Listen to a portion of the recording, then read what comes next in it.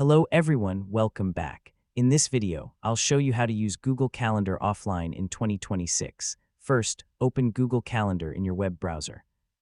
Click the gear icon in the top right corner and select Settings. From the left menu, click Offline. Turn on the option to enable offline calendar access. Google Calendar will automatically download recent calendar data to your computer. Wait a few moments for the offline data to sync.